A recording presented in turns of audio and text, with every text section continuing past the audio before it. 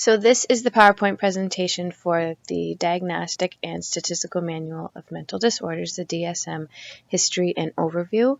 It would probably be a good idea to take some notes as you listen. You can go back and listen to this as many times as you like, but there will be a little quiz at the end of it just to make sure that you have a handle on the information that you are reading. So the need for classification of mental disorders has been clear throughout the history of medicine, but until recently there was little agreement on which disorders should be included in the optimal method for their organization. The many different classification systems that were developed over the past 2,000 years have differed in their emphasis on etiology and course as defining features, so that means where mental illness comes from and what it looks like. Some systems included only a handful of diagnostic categories, and others included thousands. Moreover, the various systems for categorizing mental disorders have differed with respect to whether their principal objective was for use in clinical, research, or administrative settings. So as you can imagine, that kind of posed a problem for clinicians who were diagnosing and treating patients and needed to communicate with each other, needed to communicate with other professionals about what they were seeing. So the origins of the DSM date back to 1840, when the government wanted to collect data on mental illness. And at this time, the term idiocy or insanity appeared in that year's census. So 40 years later, the census expanded to feature these 7 categories: mania, melancholia, monomania, paresis, I should probably know how to say that, dementia, dipsomania, and epilepsy. But at this time, there was still a need to gather uniform statistics across mental hospitals. And in 1917, the Bureau of the Census embraced a publication called the Statistical Manual for the Use of Institutions for the Insane. It was created by the Committee of Statistics of the American Medico-Psychological Association, which is now the American Psychiatric Association, and the National Commission on Mental Hygiene. The committees separated mental illness into 22 groups, and the manual went through 10 editions until 1942. So this is a picture of the DSM-5, the current DSM, and it is definitely widely known as the Bible of psychiatry and psychology, and it is what you will use as mental health counselors to provide diagnoses for your clients. So a little bit about the history. This is a picture of the DSM-1. It was published in 1952. Before the DSM, there were several different diagnostic systems, so there was a real need for classification that minimized all the confusion that clinicians had and doctors had, and created a consensus among the field and helped mental health professionals communicate using a common diagnostic language. So in 1952, the DSM-1 was published, and it featured descriptions of 106 disorders, which were referred to as reactions. So they were not referred to as disorders at that time. They were reactions. The term reactions originated from Adolf Meyer, who had a psychobiological view that mental disorders represented reactions of the personality to psychological, social, and biological factors, which we talked about last week when we talked about the biopsychosocial model. So thinking about that again, the creators of the DSM-1 were already thinking of that model. The term reflected a psychodynamic slant, so the descriptions in the DSM-1 were all pretty psychodynamic in what they were saying. At the time, American psychiatrists were adopting the psychodynamic approach, so the classification system definitely fit with the time. So just to give you an example, this is what the DSM-1 said under schizophrenic reactions. It represents a group of psychotic disorders characterized by fundamental disturbances in reality relationships and concept formulations with affect, behavioral, and intellectual disturbances in various degrees and mixtures. The disorders are marked by strong tendency to retreat from reality, by emotional disharmony, unpredictable disturbances in stream of thought, regressive behavior, and in some, a tendency to deterioration. So the descriptions, they were long, they were very, very wordy. They weren't clear in exactly what you were looking at in order to diagnose someone with schizophrenic reactions. At this time, disorders were also split into two groups based on causality. So one group were disorders caused by or associated with impairments in brain tissue function, and in another group were the disorders of psychogenic origin or without clearly defined physical cause or structural change in the brain. So at the time of the DSM-1, it was either because something was going on in your brain or something wasn't going on in your brain. There was a lot of writing about the DSM, the history of the DSM, and somebody who wrote a lot about, his name is Sanders, and he talks a lot about the two categories that we just talked about, the brain and not the brain. So he said that the category that was associated with impairment of brain tissue was subdivided into acute brain disorders, chronic brain disorders, and mental deficiencies. The other group was subdivided into psychotic disorders, including affective and schizophrenic reactions, psychophysiologic, autonomic, and visceral distortions, psychoneurotic disorders, obsessive-compulsive and depressive reactions, personality disorders, and transient situational personality disorders. And then, oddly enough, he points out that learning and speech disturbances were categorized as special symptoms reactions under personality disorders. So it was definitely the start of classifying what was going on, but there was a lot of work to be done. So in 1968, the DSM-2 came out, and it was only slightly different from the first edition. It was 134 pages long, so it was a little book. It had 182 diagnoses. It increased the number of disorders to 182. It eliminated the term reactions because it implied causality and referred to psychoanalysis. However, terms like neurosis and psychophysiological disorders remained. There was also a political shift when the DSM-2 was written. After it was written in 1974, there was the removal of homosexuality as a mental disorder. As you can see, except ego-dystonic homosexuality, which was a psychosexual disorder in which an individual has persistent distress associated with same-sex preference. So that's definitely something to think about, especially in light of what we learned about last semester in multicultural counseling.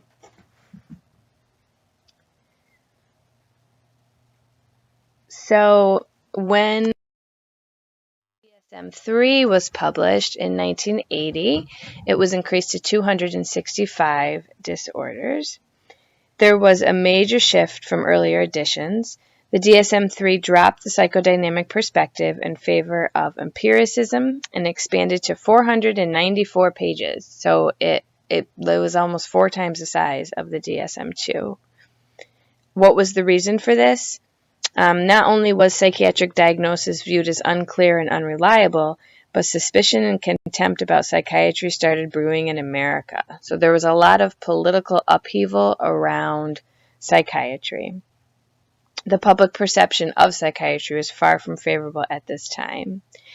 So the third edition of the DSM leaned more toward German psychiatrist Emil Kraepelin's concept, and that's a picture of him right there. He believed that biology and genetics played a key role in mental disorders. He also distinguished between dementia praecox, later renamed schizophrenia, and bipolar disorder, which before were viewed as the same version of psychosis. So Sanders, who we spoke about earlier, he wrote about Dr. Emil's influence, and he says his influence on psychiatry reemerged in the 1960s, about 40 years after his death, with a small group of psychiatrists at Washington University in St. Louis who were dissatisfied with psychodynamically oriented American psychiatry. Eli Robbins, Samuel Goose, and George Winnaker, who sought to return psychiatry to its medical roots, were called the Neo-Kraepelinians. I totally don't know how to say his last name. They were dissatisfied with the lack of clear diagnosis and classification, low inter-rater reliability among psychiatrists, and blurred distinction between mental health and illness. To address these fundamental concerns and to avoid speculating on etiology, these psychiatrists advocated descriptive and epidemiological work and psychiatric diagnosis. So remember that etiology means where the diagnosis comes from, the root cause of why what is going on with you is going on with you. In 1972, John Feiner and his Neo-Kraepelinian colleagues published a set of diagnostic criteria based on the synthesis of research, pointing out that the criteria were not based on opinion or tradition. In addition, explicit criteria were used to increase reliability. The classifications therein became known as the Feiner criteria. This became a landmark article, eventually becoming the most cited article published in a psychiatric journal. Blatchfield suggests that Feiner's article was highly influential, but that the large number of citations, lots of citations, more than 140 per year at that point, compared with an average about 2 per year, it was 1972, may have been in part due to a disproportionate number of citations from within the invisible college of the Neo-Kraepelinians. The change in the theoretical orientation of American psychiatry toward an empirical foundation is perhaps best reflected in the third edition of the DSM. Robert Spitzer, who was head of the task force in the DSM-3, was previously associated with the Neo-Kraepelinians, and many were on the DSM-3 task force. But Spitzer denied being Neo-Kraepelinian himself. In fact, Spitzer resigned from the Neo-Kraepelinian College, an account that he did not subscribe to some of the tenets of the Neo-Kraepelinian credo presented by Klerman. Nevertheless, the DSM-3 appeared to adopt a Neo-Kraepelinian standpoint and in the process revolutionized psychiatry in North America. So very, very political, also much more reliable than previous versions, and it became a worldwide hit, which in turn made the APA a ton and ton of money. So the DSM-3 was really important because it also introduced the multiaxial classification system, which was used up until the DSM-5 was published. It's not surprising that it looked quite different from earlier versions. So if you look at this, this is an example of what the multi-axial classification system looks like. We won't use that anymore because it's not in the DSM-5. But XS1 would have clinical disorders on it. XS2 would just have personality disorders and mental retardation. XS3 would be physical medical disorders. XS4 would be psychosocial functioning. And XS5 would be the global assessment of functioning, or the GAF. So here is what the global assessment of functioning, the XS5 scale, looks like. It's a numeric scale from 1 to 100 used by mental health clinicians and physicians to rate subjectively the social, occupational, and psychological functioning of adults. So how well or adaptively one is meeting various problems in living. So if you look at the codes, they go 91 to 100 all the way down to 1 to 10, and then a description of functioning. So 91 to 100 would be the person has no problems, has superior functioning, all the way down to 1 to 10 would be persistent danger of harming self or others. So in looking at this scale and thinking about a client coming into your office and you having to diagnose them on this 5-axis scale. So like I said, axis 1 would be what we would consider psychopathology. So depression, anxiety would go in axis 1, bipolar would go in axis 1. Axis 2 would be any of the personality disorders, so borderline personality disorder, histrionic personality disorder, or at the time it was called mental retardation. It's now called intellectual disability. And then axis 3 and 4 would be any medical conditions, any social functioning problems, so relational problems, problems with your spouse, problems with your kids. And then this Access 5, you would have to give that client that was sitting in your office a score. So just in reflecting and thinking about that, what do you think would be some problems with providing them with a score? If you just want to jot that down, we're going to come back to that later.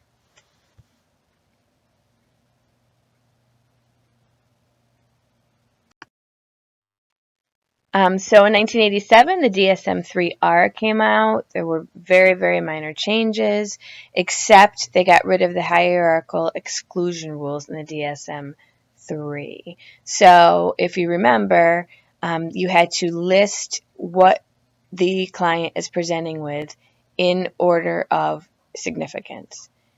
However, the DSM-3R said that you do not have to do that anymore, and you could list neurological causes, schizophrenia, mood disorders, anxiety, everything else. So the result of this was comorbidity on a massive scale. All of a sudden, clients were having 2, 3, 4 things going on at the same time. The DSM-4 came out in 1994. There were not many changes from DSM-3 to DSM-4. There was another increase in the number of diagnoses to 365. And at this time, the DSM committee, was more conservative in their approval process. In order for disorders to be included, they had to have more empirical research to substantiate the diagnoses. The DSM-4 was revised once, but the disorders remain the same. Only the background information, such as prevalence and familial patterns, was updated to reflect current research. So not a ton of changes. And here is what we are going to be using in this class and what mental health practitioners use to diagnose now. This is the DSM-5. This came out in 2013. It has 400 plus disorders. The big thing is the elimination of the multiaxial system. So I'll give you a little bit of history. So the APA prepared for the revision of the DSM for nearly a decade, with an unprecedented process of research evaluation that included a series of white papers and 13 scientific conferences supported by the National Institutes of Health. The preparation brought together almost 400 international scientists and produced a series of monographs and peer-reviewed journal articles. The DSM task force and work groups, made up of more than 160 world-renowned clinicians and researchers, reviewed scientific literature and garnered input from a breadth of advisors as the basis for proposing draft criteria.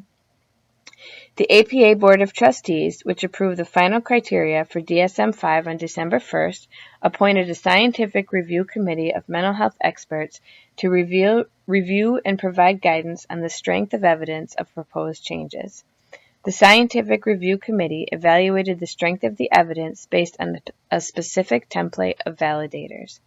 In addition, a clinical and public health committee reviewed proposed revisions to address difficulties experienced with the clinical utility, consistency, and public health impact of DSM-4 criteria. So what was involved in the development process? APA recruited more than 160 of the top researchers and clinicians from around the world to be members of the DSM-5 task force, work groups, and study groups for this job. They were experts in neuroscience, biology, genetics, statistics, epidemiology, social and behavioral sciences, nosology, and public health. The members participated on a strictly voluntary basis and encompassed several medical and mental health disciplines, including psychiatry, psychology, pediatrics, nursing, and social work.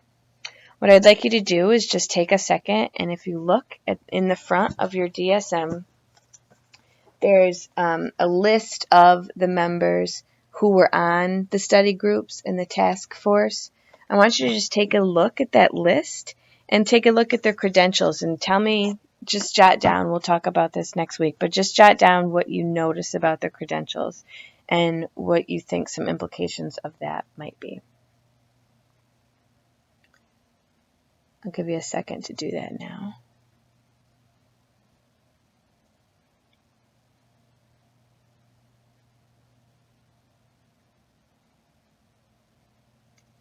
So how are decisions made about what would be included, removed, and changed in the new DSM-5?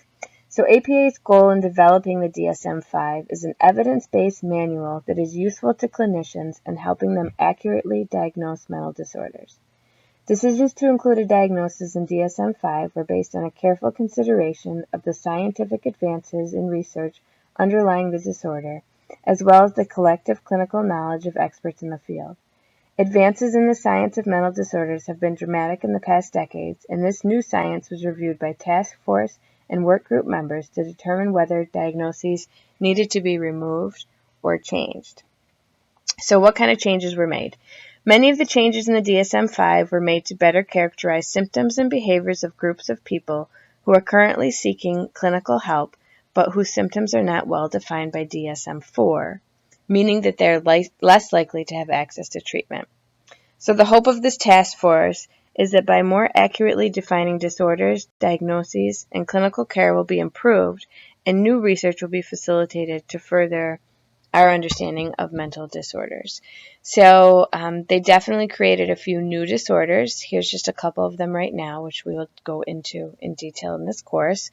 Hoarding disorder, binge eating disorder, disruptive mood dysregulation disorder, premenstrual dysphoric disorder. As we said, that they reorganized some categories. And they also removed the bereavement exclusion from major depression, which we will go into in detail when we talk about major depression disorder. So in thinking about the DSM-5, the task force really wanted to think about a categorical versus a dimensional approaches to psychopathology. And this is something that's up for debate. It's always a hot topic when it comes to how to classify mental disorders. So in a categorical approach, diagnoses are treated as discrete categories. So there's presumed to be a natural threshold between normal and abnormal. So over here on the left, we have our non-depressed people who are totally smiling and happy, and apparently you have to be a baker or a doctor or a farmer to be non-depressed. And then on this side are our depressed people who look pretty happy at the moment. They all kind of look like business people. But there's a natural dividing line. So in a categorical approach, there's people that are not depressed, and there's people that are depressed, and there's a clear difference between the two of them. In a dimensional approach or a continuous approach, symptoms lay on a continuum ranging from non-existent to mild to moderate to severe. So here's our continuum. Here's our depression scale from 0 to 100. And then there's all our friends again. And apparently if you're a baker, you're like super duper happy. You're not depressed at all. So there's some advantages to both. The advantages of a categorical model are that they're definitely in line with the medical model. You either have something or you don't. You either have the flu or you don't have the flu. Simplifies communication between providers. My client has depression, so they definitely have depression. People like categories. We like categories. People like labels. It decreases anxiety, I think, to say sometimes that, oh, this is what's going on. This is definite. This is where you are in this category. This is how we can move forward. And it maps well into clinical decision making, especially around insurance companies. Insurance companies really like the categorical approach because you can say, yep, you have anxiety, and here's your diagnosis code, and now I'm going to treat you. And this is the evidence-based treatment that you need based on the fact that you definitely have anxiety. So advantages of a dimensional approach, cutoffs can be arbitrary. So it's on a continuum. So it doesn't mean if you don't have, if you on a scale from 1 to 10, 1 being you're in a great mood, 10 being you're in a depressed mood, and you're at like a 6, well, we can't say, oh, you definitely don't have depression then. It preserves a lot more information. So you can say to your client, tell me how you're feeling right now. Well, how did you feel last week? How did you feel a month ago? It gives you a lot of information about what's really going on with the person. It's definitely more reliable in terms of symptomology and presentation. It's less likely to create arbitrary distinctions that lead to problematic border categories. So think back to when we just looked at that global assessment of functioning and some of the things that you jotted down in terms of what might be a problem for that.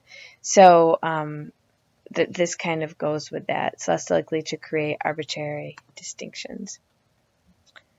And it maps closer to the true nature of a clinical phenomena. So when somebody has, say, generalized anxiety disorder, they might feel worried all the time. There might be this underlying wave of worry. But if you have a social phobia, right, or a panic disorder, you're not going to be having panic attacks every single second, or you're not going to be afraid to speak in front of people every single second because you're not going to be tasked with speaking in front of people every single second. So that's the true nature of what's going on clinically. It's not this discrete category of either you have it or you don't.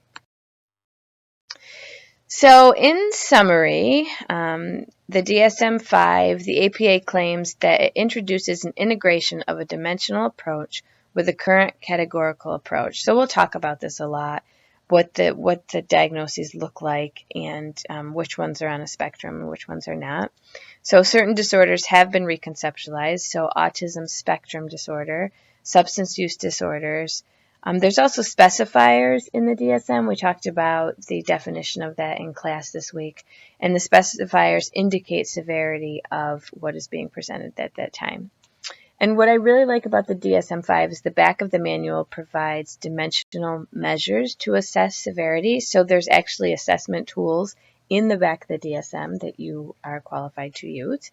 And there's a cultural formulation included. So when we talked in multicultural class about certain cultural norms presenting as psychopathology, it's really important to look at that, to know what you're looking at, to make sure that you are not diagnosing somebody with something that is accepted in their culture.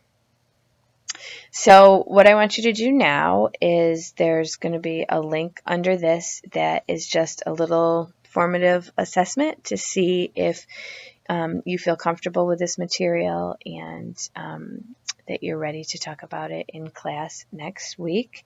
I did task you with two things. So one of them was to write down what you thought about the global assessment of functioning, the GAF, any problems that you might have with that. So I want you to go ahead and do that. And the other one was to take a look at the task force that put together this DSM-5 and just jot down any thoughts you have about that, and we will talk about that in class next week too.